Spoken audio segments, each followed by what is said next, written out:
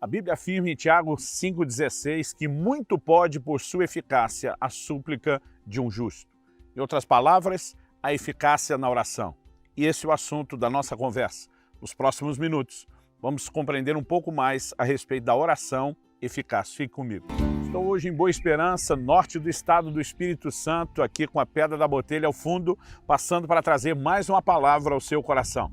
Tiago, capítulo 5, dos versículos 16 a 18, diz o seguinte: portanto, confessem os seus pecados uns aos outros e orem uns pelos outros, para que vocês sejam curados. Muito pode, por sua eficácia, a súplica do justo. Elias era homem semelhante a nós, sujeito aos mesmos sentimentos, e orou com fervor para que não chovesse sobre a terra, e por 3 anos e 6 meses não choveu. Depois orou de novo, então o céu deu chuva e a terra produziu os seus frutos. Depois de nos instruir a respeito de confissão de pecados, confissão mútua, a Bíblia também fala a respeito de oração mútua. Orai uns pelos outros para seres curados. E é depois dessa menção que a palavra de Deus, depois de nos convocar a orar uns pelos outros, que a palavra de Deus aponta para a eficácia da oração. Quando ela diz, muito pode por sua eficácia a súplica de um justo. Nós precisamos entender o que significa oração eficaz. Tiago, capítulo 4, versículo 2, diz, nada tendes porque não pedis. Há pessoas que não recebem de Deus porque não oram. Mas Tiago, capítulo 4, versículo 3, o seguinte, diz, pedis e não recebeis porque pedis mal. Então precisamos orar para receber. Quem não ora não recebe. Mas não adianta orar de modo errado. Quando a Bíblia diz, porque pedis mal, não é uma formulação de frase, isso envolve princípios. Tiago vai dizer, pedis mal para esbanjados em vossos próprios deleites. Em outras palavras, ele fala de uma motivação de egoísmo. E quando quebramos princípios que envolvem a oração, os resultados acabam sendo nulos, igual a não orar. Então precisamos entender o que determina a eficácia da oração. Acredito que, em primeiro lugar, nós precisamos de uma mentalidade correta. Eu gosto de dizer que o entendimento correto nos leva a uma fé correta e a fé correta nos leva ao lugar ou aos resultados corretos. Por outro lado, o entendimento errado nos leva a uma fé errada que nos direciona ao lugar ou aos resultados errados. Muitas pessoas, quando vão orar, elas agem quase como se estivesse estendendo um chapéu diante de Deus para mendigar alguma bênção ou favor. Nós precisamos entender o lugar que temos em Deus. O livro de Hebreus diz que nós podemos entrar com ousadia no Santo dos Santos pelo sangue de Jesus. Precisamos entender o que a obra de Cristo fez por nós, o direito de acesso que nós temos. E também precisamos entender um Deus que deseja responder às nossas orações. Foi Ele que nos instruiu a orar. Foi Ele, em sua palavra, que falou a respeito da eficácia da oração e dos resultados que nós podemos ter. Então acredito que esse é o ponto de partida para quem quer viver oração eficaz, é entender que Deus deseja responder às nossas orações.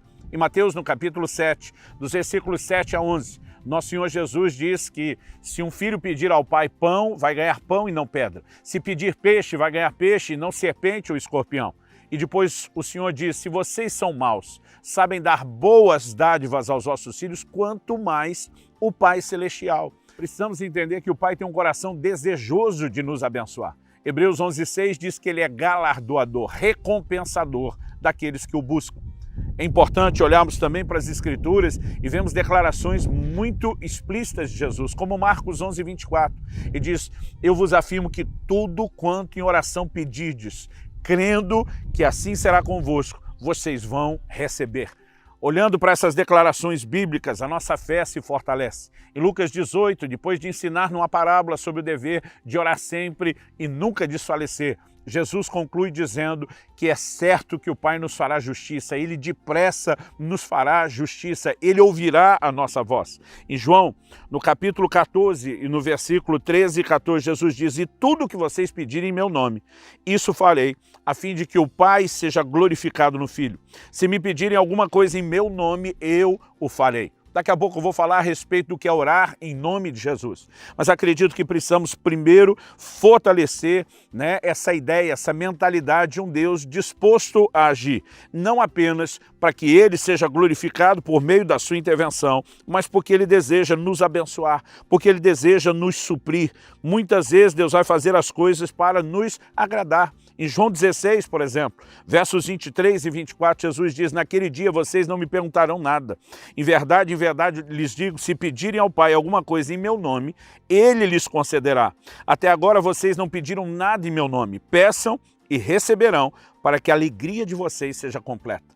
Essa frase, para que a alegria de vocês seja completa, né, evidencia que o Senhor está apontando na direção de um Deus que deseja acrescentar algo aos nossos corações para nos alegrar. Isso não significa que Deus nos tratará como filhos mimados, que quando batem o pé ou fazem birra conseguem, né, do Pai tudo que querem, mas nós precisamos entender um coração amoroso e disposto a abençoar. Paulo, escrevendo a Timóteo, fala a respeito de Deus que nos concede coisas para o nosso aprazimento, para nos agradarem. E quando eu olho para as Escrituras, eu vejo, né, como Deus aparentemente se humilha, se rebaixa a um nível de atender a petição de um mero mortal a quem ele criou. Isso demonstra apenas o coração fantástico de Deus. Depois de Josué orar e o sol, né, parar, a Bíblia diz em Josué capítulo 10, versículo 14, não houve dia semelhante a esse, nem antes e nem depois dele, tendo o Senhor assim atendido a voz de um homem, porque o Senhor lutava por Israel. Né? Deus atendeu a voz de um homem, não apenas porque esse lhe clamou, mas clamou alinhado ao propósito, às promessas que Deus já havia feito. Então, depois de entender que Deus deseja, né, e não apenas pode, mas deseja responder às nossas orações. Me lembro quando adolescente de alguém dizendo, olha, um homem rico pode me dar muito dinheiro, mas não é porque ele tem o poder, os recursos, que significa que eu terei. Só terei se ele quiser. E nós precisamos entender que com Deus não é diferente. Ele não apenas pode, mas ele quer. Em segundo lugar, temos que reconhecer que é empecilhos à oração. Quando Tiago diz, pedis e não recebeis porque pedis mal, nós precisamos reconhecer que a eficácia da oração está condicionada a princípios, que se forem quebrados, então essa eficácia terá sido sabotada. E já mencionei propósitos egoístas, como quando alguém pede apenas para si mesmo. Eu gosto de dizer que uma das melhores formas de chamar a atenção de Deus é quando não focamos apenas em nós mesmos. A Bíblia diz que enquanto Jó orava pelos seus amigos, Deus mudou o cativeiro dele.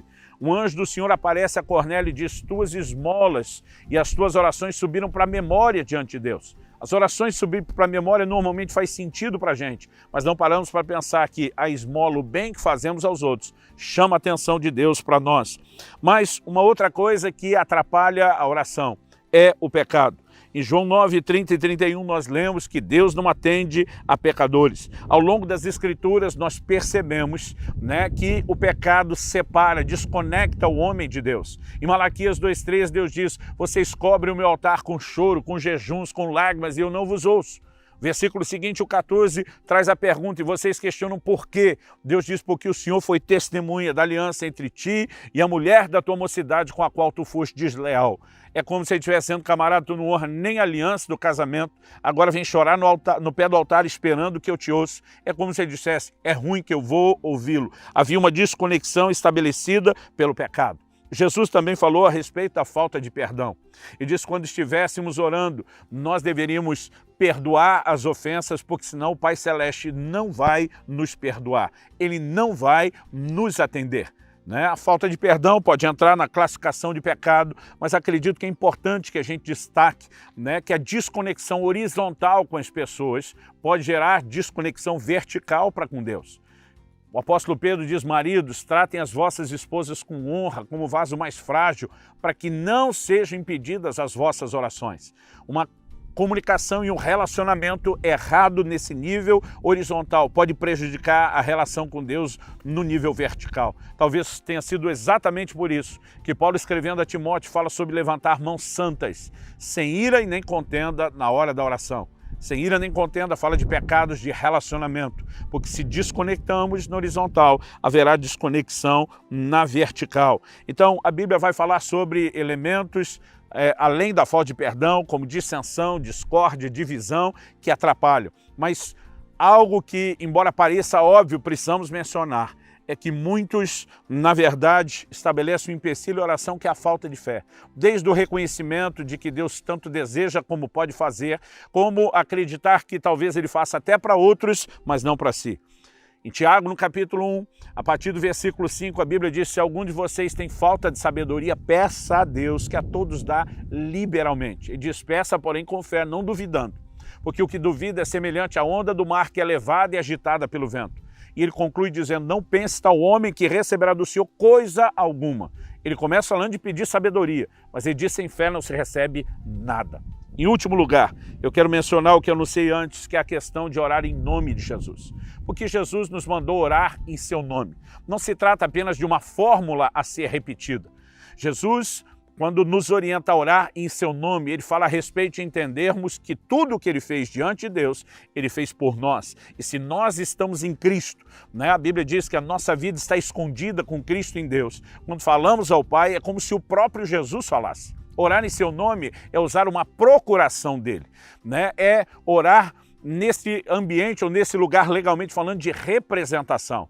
E a primeira coisa que eu e você precisamos entender é que lá em João 11, nos versículos 41 e 42, antes de ressuscitar Lázaro, Jesus levanta a voz ao Pai e diz, graças te dou, porque sempre me ouves. Se Deus sempre ouve a Jesus, e orar no nome de Jesus é como se fosse o próprio Jesus orando, então precisamos entender que por conta da mediação, daquilo que ele fez em nosso lugar, nós não só temos o acesso a Deus com ousadia pelo sangue de Jesus, o sangue do seu sacrifício, mas por conta do seu nome, também somos ouvidos e somos atendidos. A verdade é que eu e você podemos ter uma vida de oração eficaz.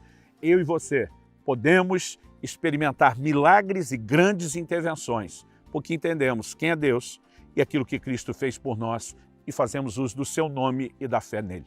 Que o Senhor te abençoe e que sua vida de oração possa ser turbinada pelo entendimento correto da palavra e pela fé que a segue, em nome de Jesus.